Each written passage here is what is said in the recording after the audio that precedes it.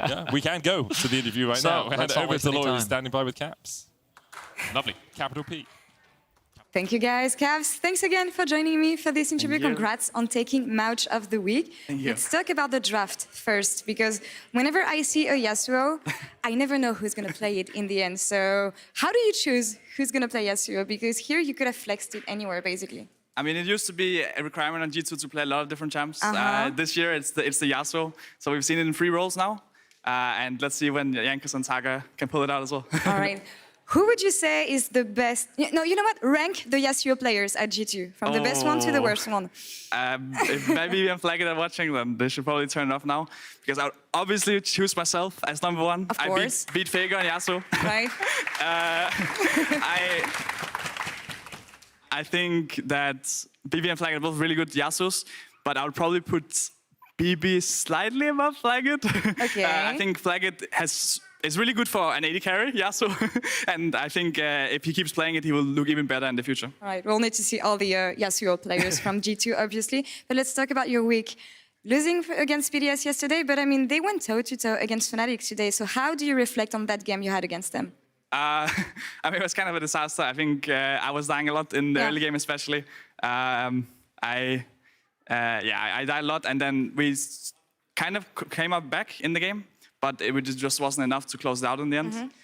Today it was a lot better early game. I don't think we really died much. And then when it came to like the Drake fights, the skirmishes, we were just winning them. So I think a lot better play from us today. It's always super random with best of ones. Obviously, anything can happen. But I was talking to Jamberg earlier and telling him that Excel may be one of the best performing teams in the LEC. He still told me that G2 is the best. How do you react to that? I mean, I appreciate that. I think that, I mean, we won the spring, so I can understand that we're still like the team to beat. But at the same time, we saw yesterday we can lose to BDS, we can lose to everyone.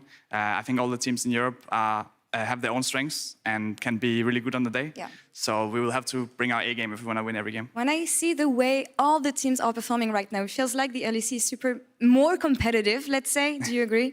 I mean, for sure, I think it's more competitive than the last split. And even like, I think some of the previous splits I played on, I think especially like the Battle for Worlds is going to be really interesting. And I feel like there's a lot of teams that can take it, where usually it's not that many.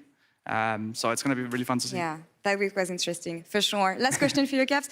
I know your whole family is here in the audience and they were here for you this weekend. Anything you want to tell them? You can go in Danish, but you have to translate afterwards. Alright. Because I don't speak that language. Jeg vil bare sige tak fordi I kom og støtter mig. Selvom vi tabte i går, så er jeg glad for, at I er her. Og at vi vinder i dag, det er bare super.